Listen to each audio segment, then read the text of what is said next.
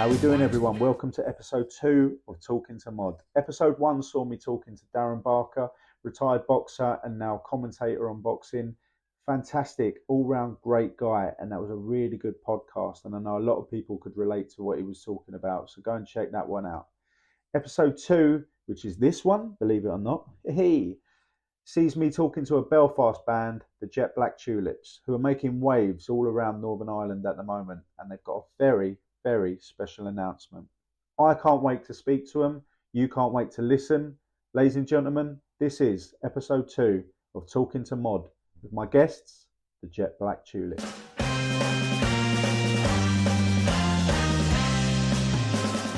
Ladies and gentlemen, this is a band called the Jet Black Tulips, Belfast band. I think they're phenomenal. I like them. You're going to like them if you've got a good taste in music. So, lads, let's hear your story. How did it start?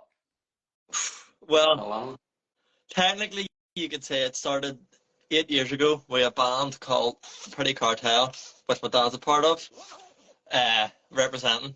They did the music to my documentary I brought out about 6 years ago. Yeah. So it's a band that my dad's in the band. He does rhythm guitar and backing vocals, and they were doing a music video. And I must have been about, I was 8, I think, 8 or 9. Leon, you were 6. I was like 7 or 6, yeah. That's 2 years ago then.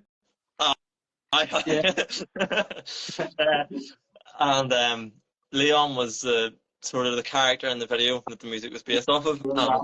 To be honest with you, I was proper jealous because I was like, why am I not the main character? So I was proper jealous of Leon. But obviously my dad was close with Deborah and stuff like that, you know, so we all knew, like, we knew of each other for ages.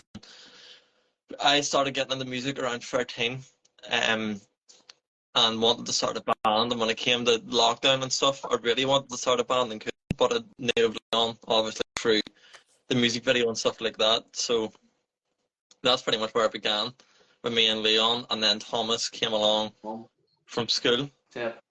And Duncan, the newest member in the band, he joined back in December, but we're here now, you know. I know, man, and there he is. Look, plugging the Iron Brew again. Plugging there, I really want that sponsor, like. To be fair, mate, so am I. So I've got an Adidas flag in the background. Leon, you got anything to add on that, my mate?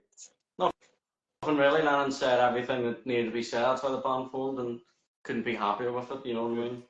Here now. And let's not touch. Look, Leon, how old are you, mate? I'm 16 as of last October, and youngest member of the band here.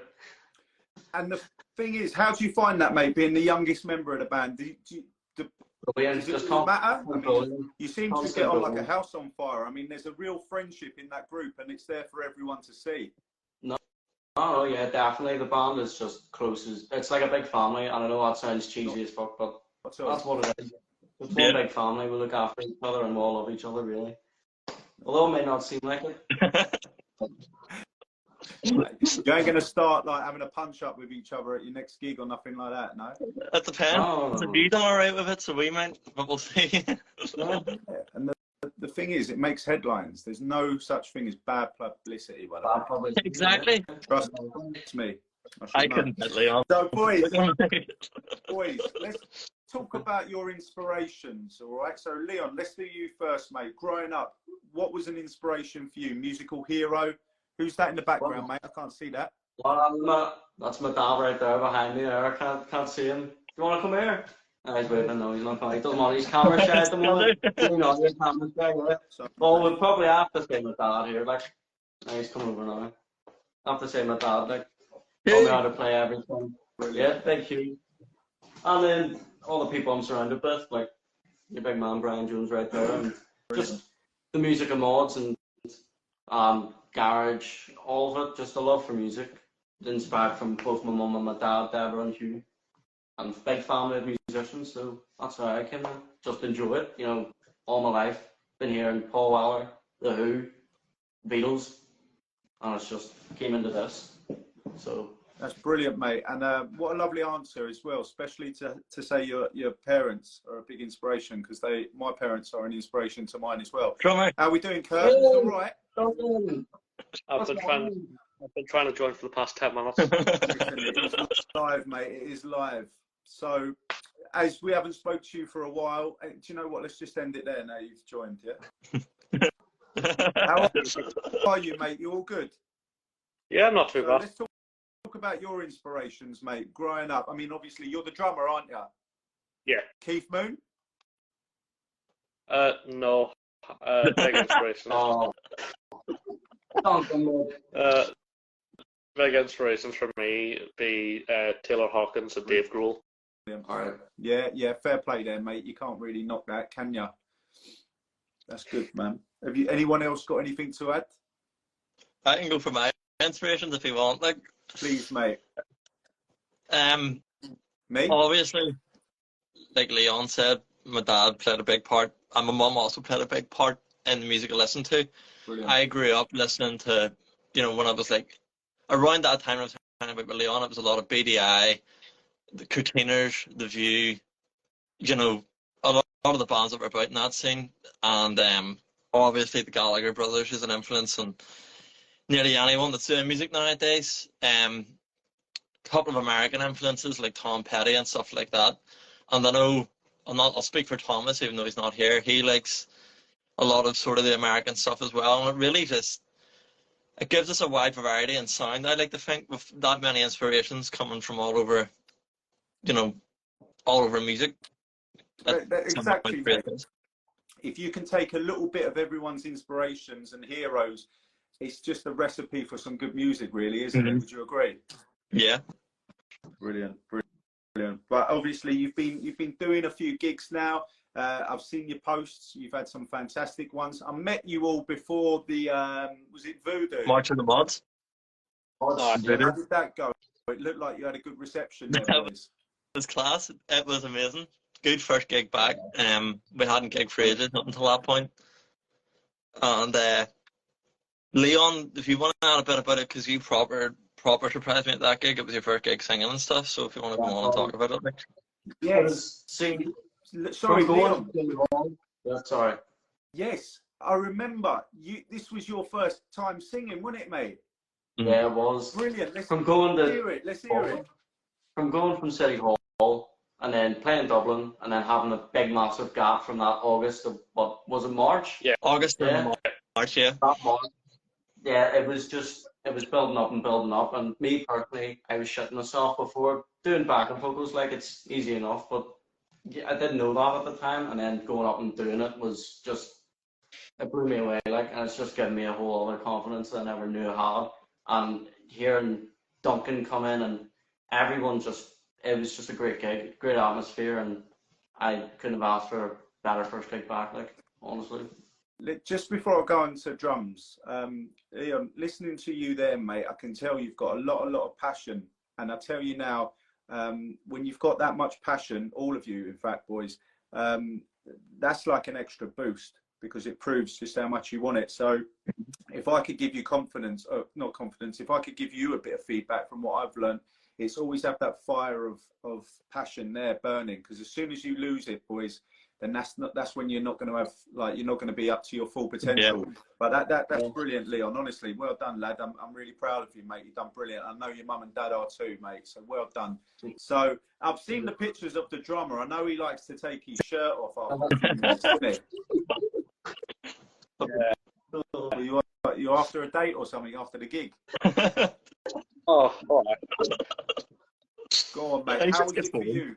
How was it for you? Yeah, that was my first ever sort of professional level gig. It was sort of just, it was very warm, and it got up to Car in a Box, which is probably our fastest tune that we play live. And I'm like, I just needed to take my shirt off. It was too warm. I didn't think it was going to make it through the rest of the set. No, fair play to you, lads. Fair play to you. I've got a few questions here, but listen, if you've got anything you want to tell me about, or you want to tell me some stories, just feel free to interrupt you or say whatever you want, boys, because it's not so much an interview or anything like that. Yeah. The way I do these podcasts is it's just a chilled out chat. All right, so we will talk about anything. Talk about Fulham Football Club if you want. We've done well last season. And I'll pass. But I tell you what, so that was that your last gig you did, or have you had some? No, you've had a few since the. I know we've done a few. We've done what 3 from then, 4. Brilliant. So we were out and about. One was in Bangor, and it was in my college, and that was shade. To be honest with you, it was a great gig. But the rest of the gig, Don't put us down. McHugh's was good. I think McHugh's was probably our best gig back from that point. I remember that. I was somewhere. I remember seeing you were in there. I think it was this. Was it a Friday night? Yeah. It was a I think it was the same time as, sweaty bar. I think it was the same time as Badly Drawn Boy was performing, wasn't it? I was, or I think he was on the Saturday or something. No, I think he was on that day. It was the Friday. Because I remember I was going to go, and then I went to see Badly Drawn Boy. So sorry. He was well across. Sorry. But I'll be there next one. When's the next one, boys? Well, we're not meant to say, but we're going to say anyway because we've been waiting that long. Hold it to the end then. Hold it to the end, right? Okay. The next one that people can know about is the HMV in Belfast, which is free, and these can all come up to that. That's on the 16th of September. HMV, obviously the shop in Belfast. Yeah. And will that be upstairs by the vinyls, probably? Or? Yeah. Yes. Brilliant. What's the date there, boys? 16th September, isn't it, guys? Back me up. Same shit. Yep. Yeah. It is. Right. I'll make sure I book that one off and I'll be there, boys. All right. I'd like to see you again live, and I'll bring my little boy Lonnie as well, and he can be your youngest fan in the crowd. So let's talk about. Obviously, you've done a few gigs yourself. Drummer Duncan, isn't it? The drummer. Yeah. Sorry, mate. As I said, I'm so bad with names. But you said the last one, the one in March, was your first gig with the band, right? So, yes. So maybe that's probably your best gig. But overall, boys, what would you say each of you has been your favourite gig so far? Most memorable moment? You can go first. Me and Adam's the same one, I think. Yeah. Is it? All right, Duncan, what about you first, mate? What? I think mine's probably McHugh's. Yeah. That would be a runner-up. Yeah. City Hall for me and Leon. Yeah. Belfast City Hall. And tell us about that. It's like, see, well, I was 17 when we played it. Leon you were 15.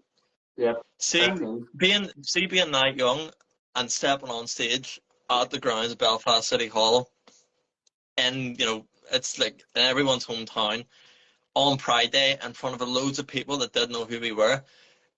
That was like a mini Glastonbury to us in our head. That's what that was like. We were like proper buzzing to go on and play a gig of that size, and it was just like everyone. We seemed to click with the crowd. The crowd were young. We were young. It was the first time we played in front of that many people, and the place just went bonkers. By the end of the set, everyone was up jumping about, and we were just like, we were loving it. And it's a moment me and Leon still talk about till this day, because it was like, I think that's where a lot of the passion comes from doing that gig. Made us realise really that we did have something about us, Would you agree, Leon? Definitely, 100%. Lennon said everything there. Like nothing else I can add. That it's just, great, brilliant. It was amazing. So before I get on to some more like music-related questions, let's find out. So why the name? Wow. Right. Well, the name came. My dad sent me a post by Jay Miller. You know Jay Miller from Liam's band. He was in Kasabian. Yes. His Instagram name was Jet Black Tulip, which is a Kasabian lyric, and I can't remember what song it's from. And I should know it, like, 'cause it's where our band name came from. But technically it's a Kasabian lyric, and we just thought it would make a cool band name. And 3 years later, here we are. Well, that's it, mate. That's it. No, fair play to you. That's a good one. I'm not the biggest Kasabian fan. I know Nadine likes them and all that, but I'm not massive on them. There's a couple of songs I'd listen to, but do you know what I mean? I wouldn't rush out the door to go and listen to them. Yeah. But each to their own. if we all listened to the same music, the world would be boring, wouldn't it, mate? Exactly. Exactly. And that's And it is. that brings me on nicely to this question. So, growing up, you must have had. I mean, growing up, you're still growing up. Do you know what I mean, boys? I'm the oldest one in there. You probably combine everyone's age, and you're still probably not even my age yet. But who would you say? Obviously, we've gone through your heroes, but what album stands out for all of you? So for me, it's without doubt The Jam, Setting Suns. That is my all-time favorite album. After that, it's All Modcons by The Jam. After that, it's probably. I don't. It's a toss-up really between definitely maybe or the Beatles White Label. But it's to be fair, the top two are always The Jam. To be fair, the other week it was like top 1, 2, 3, 4. They were all The Jam. Yeah. The Gift. You know, I could go on forever. I could do a podcast all about The Jam, to be honest with you. But it's not about me, boys. It's about you lot today. So tell me, what album is your favourite? Well, do you want to go first? Go on, mate. Yeah. I'd say my top 3 albums. I couldn't put it in order. Cooler Shaker, K has to be on it for me. It's an amazing band live, but Free Lockdown, that album got me through majority of it. I'd say it has to be one of the Oasis albums. I mean, it could be any of the first 3, really. Like, I'll pick Morning Glory for now, but it changes, you know, all the time. I'd say another album that got me through lockdown would be Get Born by Jet. That would be because lockdown was when the band had started and when I'd really got into songwriting and stuff like that. So they would be my three albums that I was listening to and trying to write like at that time. But it changes all the time. 100%. Leon. Well, I've only got 3, but I could go on for days or hours with naming albums that have inspired me. But the top 3, I have to say, no particular order, would be Rubber Soul by the Beatles or Revolver, because that spot has to be one of the other album, because that was what I was listening to growing up in the car and all, and just was really where I began listening to music. Quadrophenia by The Who, because it's just iconic. It's The Who, like, can't beat them, like. And Paul Allen's debut album, because again, it's what got me on into music, hearing it around the car, having a massive family about Weller and the Jam, like a dedicated religion to him. But that's why that's my 3. Phenomenal, mate. Phenomenal. And I must still plug to the people who are listening that you're still at such a young age to be listing off names like that, mate. So it's really encouraging to know that there's people out there who've got a great taste in music so young. So I love that, mate. And a lot can be said about your parents as well. That's a great upbringing, mate. So well done. Duncan, let's hear about you then, mate. Don't say Steps and S Club 7. Ever heard a song by them? I think it'd probably be Wasting Light by the Foo Fighters, top one. Yeah. Then self-titled Foo Fighters one, that came out in 1995. And then Songs for the Deaf by Queens of the Stone Age. Okay. Nice one, boys. Nice I'll one. have a day for one, Paul. So when this goes out, there's going to be some people, of course, who know about your music, and the main reason is for doing it, boys, I think, is to try and find a new audience as well and get more people listening to your gigs. So for people, not your gigs, your music, sorry, lads. So for people who are listening to you for the first time, right? Describe the band in one word. Energetic. Leon. Long hair. What did you say, Leon? Long hair. Long hair. Long hair. That's 2 words. Listen, I'll break the rules for you because I've just given you a big compliment, but I said one word, all right? So don't worry, mate. Listen, we'll turn a blind eye to that. Duncan. Yeah. No, Lennon took my word. I was going to say energetic. And I'll say cool. Yeah. I mean, Duncan, you're a man of few words, aren't you? Do you know what I mean, son? Yeah, I am. Good job you're the drummer, right? Till he gets behind the kid. When he's behind the kid, he says everything I need to know about him, you know? That kind of guy. Oh, one of them, mate. One of them. So listen, let's play a little game now, boys, right? Right. You've been called up to do a festival. First of all, what's your dream festival? You can go to Glastonbury. the Isle of Wight, you can go to Glastonbury, you get anyone you want. Why not? Which one would you like to do? So let's go for that first. Glasgow, it has to be Glastonbury. It can't be any. It can't be any other, man. Of course it is. It is the festival. Of course it is. Of course it is. So, Leon, would you agree? Glasgow, because you get to go for free and I'm not paying 400, 500 quid for a ticket, so you get to go free of charge. So He's a businessman as well, eh? If he doesn't have to spend a bit of money, mate, he's in there. yeah. Duncan? Yeah, no, same Glastonbury for me. Right, brilliant. So you're there, boys, you're there. Now, what would be, I tell you what, not only are you there, you're also headlining it. All right. Oh, right, no but pressure. you get to pick. You see what I mean? This is the stuff of dreams, mate. I'll be promoting that. This time next year, boys, it'll be happening. I'm telling you. So, what free bands? You can pick 3 bands who are on before you. All right. So let's start with you, Leon. What 3 bands would you like?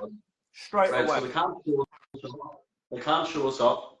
So Better put the Arctic Monkeys on then. exactly. Exactly. For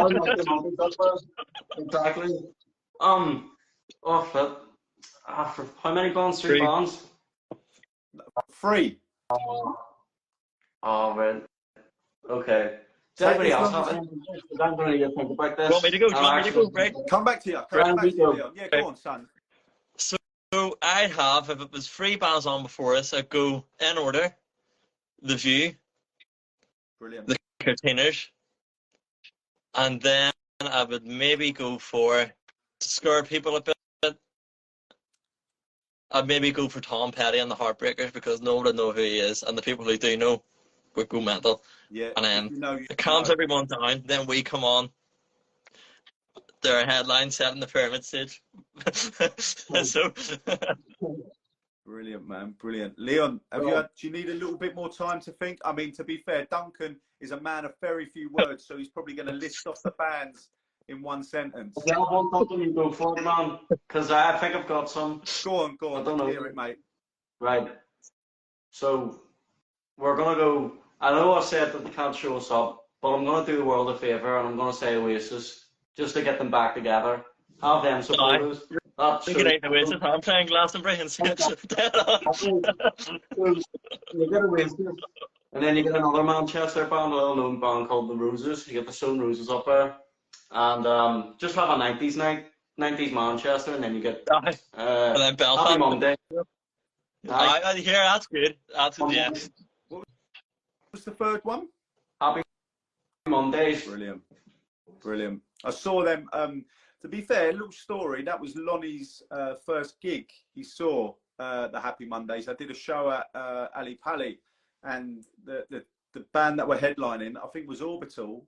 But before them was Happy Mondays, and I had my little son with me, and he was watching them. And at the end, or before, I think Bez, we saw Bez, and little Lonnie was so fixated on his little maracas. He just didn't look at anything else. He was just trying to grab them and nick them. It was brilliant, mate. So that kid's going to go far, definitely. Duncan, what about you, mate?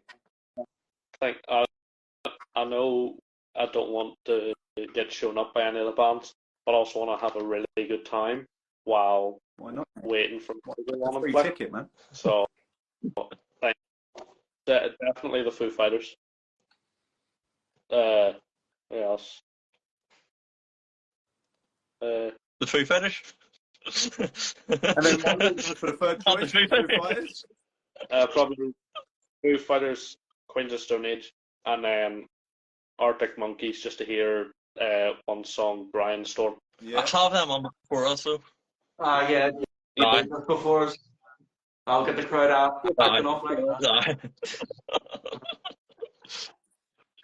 Brilliant, man. Brilliant. So while we're on the topic of other bands and music, what would you say is the best gig that you lads have ever attended? And Leon, I'm going to put it out there, mate. If you don't say the Brian Jonestown Massacre at the Limelight because the Magic Mod was supporting. No, the support act was better than the band, but definitely.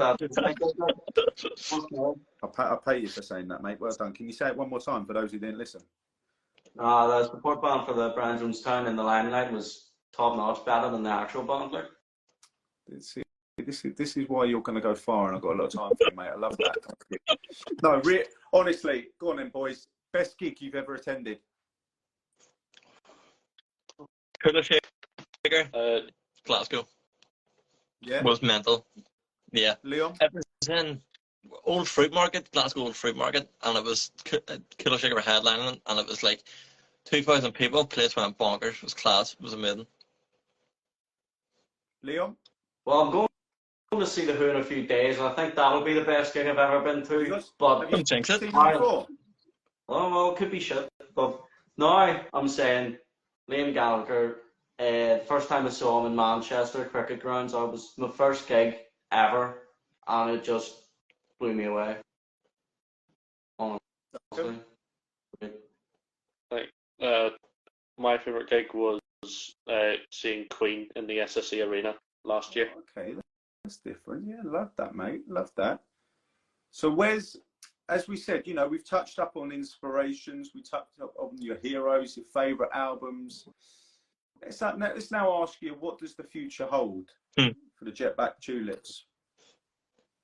Well, we've obviously got the big gig that we can't talk about. Are we on about the near future, or within like where we picture ourselves in 2 or 3 years? Like, listen, because it's not Piers Morgan. This is your life. Do you know what I mean?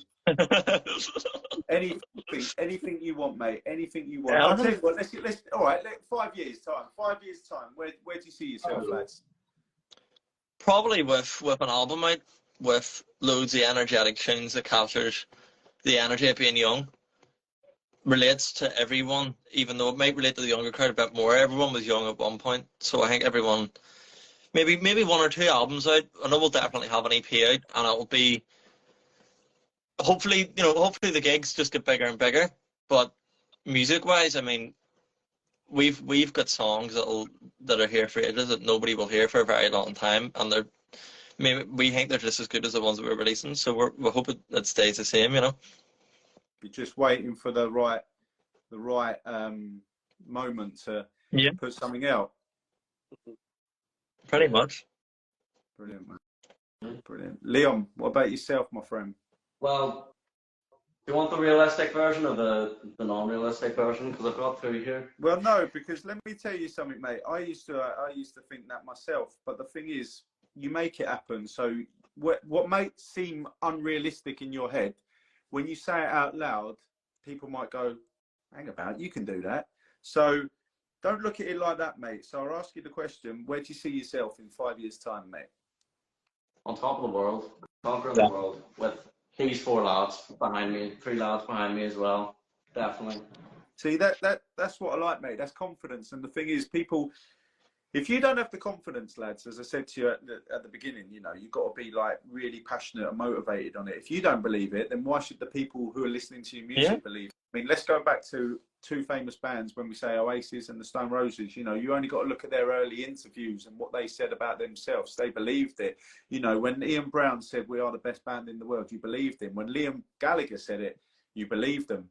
So, you know, the sky's the limit, lads. And that's the thing. As long as you lot believe in yourself and you've got the right support behind you, which I know you all have. You've got fantastic parents, each and every one of you. So they're going to be supporting you through thick and thin. And the thing is, it seems like you've got a really good little loyal fan base as well. And that will help you and pick you up when you need it. So, Duncan, where do you see yourself in 5 years' time, mate? Again, probably same as Lennon, just lots of new tracks out there, out and about, and just out and about doing big gigs, maybe a few in America. Love that. Yeah, man, definitely. Yeah. Why not? Why not? I think, in fact, let's. I've asked you to describe yourself in one word, but what would you describe your style? Let's talk about that quickly before we ask about the big announcement. If for people who are listening who can't see you, you know, for the people on the podcast when it goes out and they're listening, describe what your style is, lads.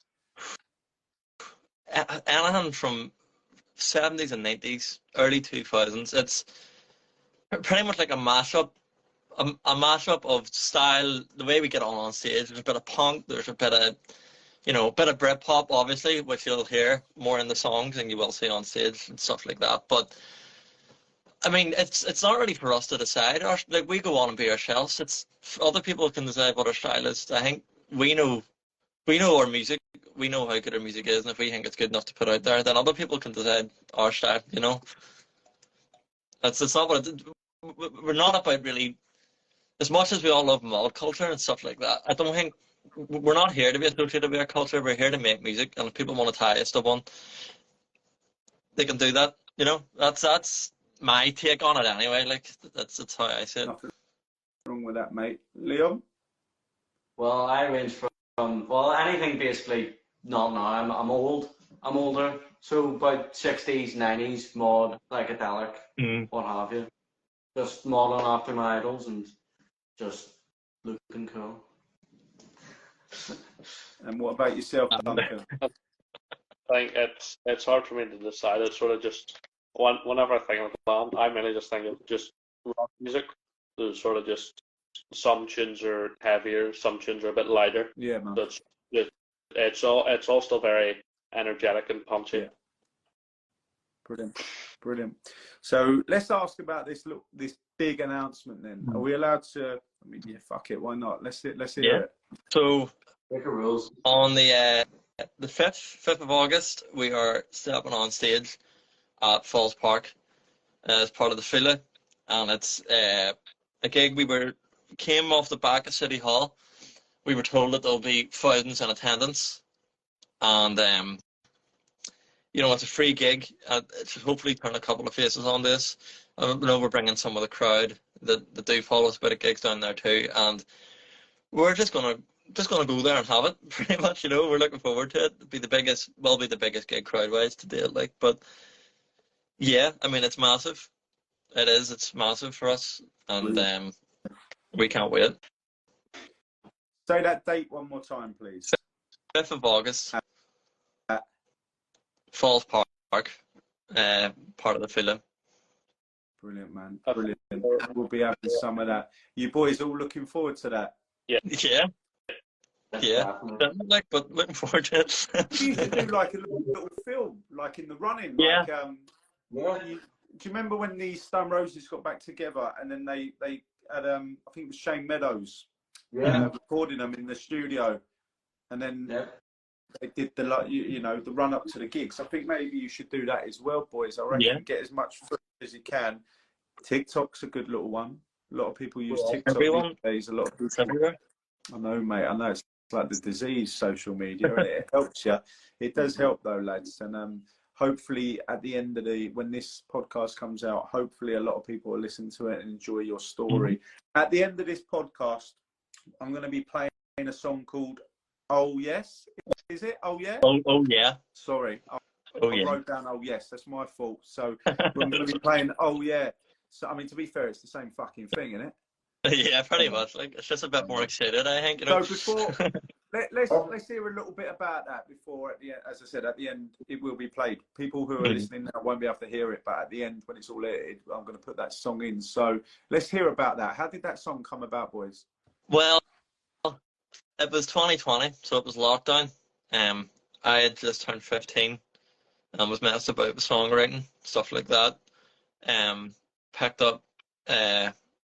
Picked up my guitar one day and just tried to write a 60s song with a bit of attitude. That was my approach to it.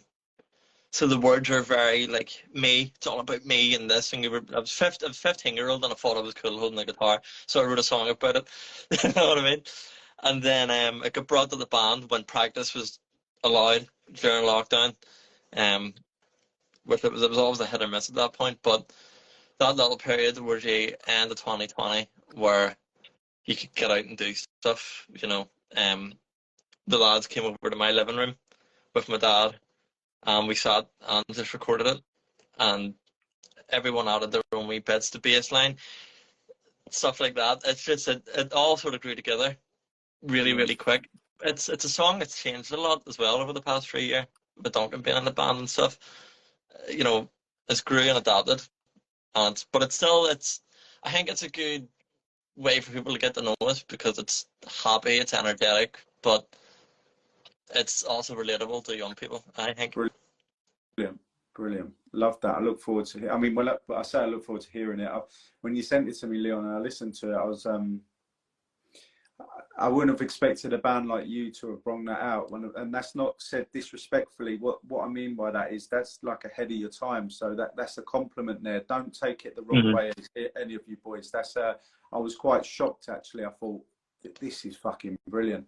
Yeah. And I know for a fact a lot of people will be listening to that and will be thinking the same thing. So I'm looking forward to hearing it again at the end. So is there anyone want to add anything before we say our goodbyes, lads? Do you want to put the NI Music Prize? Yeah. Couple of things. We've entered for the NI Music Prize put on by the Oh Yeh Centre.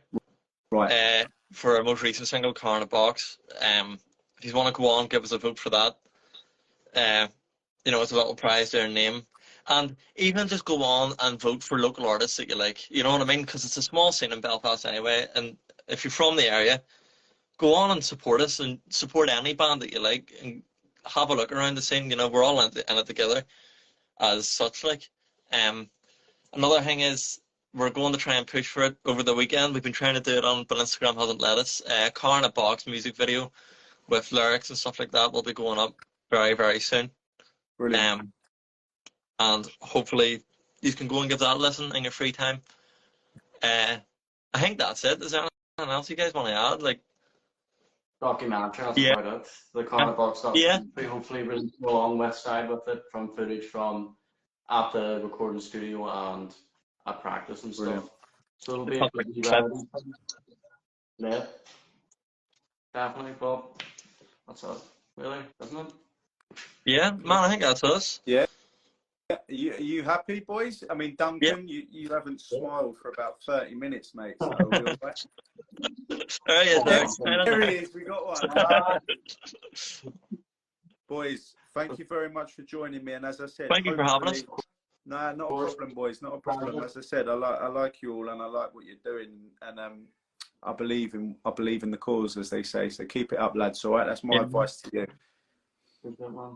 And as I say, I will get this all edited out, and then we will smash it all over social media. So, boys, listen. Don't worry, if you could all exit in a timely manner, first say your goodbyes.